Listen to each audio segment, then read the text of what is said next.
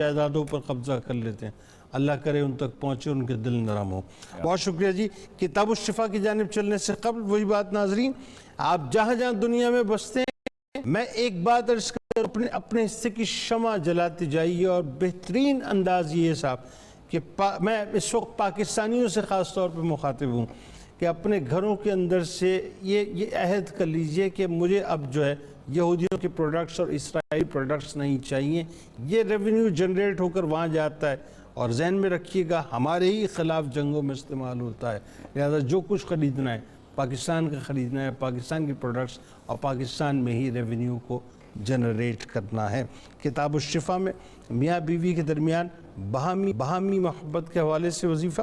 اگر میاں بیوی کے درمیان چپکلش چلتی رہتی ہو تو سورہ روم کی آیت نمبر 21 99 بار پڑھ کسی میٹھی چیز پر دم کر کے کھائیں، انشاءاللہ رشتوں میں باہمی الفت و محبت پیدا ہوگی.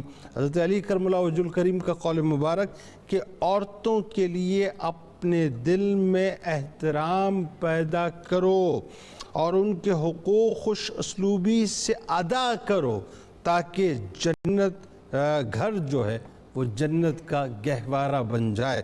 روزنامہ 92 نیوز میں عورتوں کے مالی حقوق، اسلامی تعلیمات، آئین پاکستان اور معاشرتی رویے کے حوالے سے مضمون ضرور پڑھیے گا.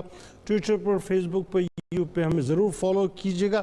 آئیے اس دعا، اس امید، اس یقین کے ساتھ کہ لا یؤمن احدکم حتی اکون احب الیہ من والدہ وولدہ والناس اجمعین. اللہ تعالیٰ آپ کا، ہمارا، ہم سب کا، پاکستان کا اور امت مسلمہ کا حامی و ناصر و آمین. پاکستان کا مطلب کیا؟ لا الہ الا اللہ محمد رسول اللہ صلی اللہ علیہ وآلہ وسلم. اللهم صل على سيدنا ومولانا محمد وعلى سيدنا علي وسيدتنا فاطمة وسيدتنا زينب وسيدنا حسن وسيدنا حسين وعلى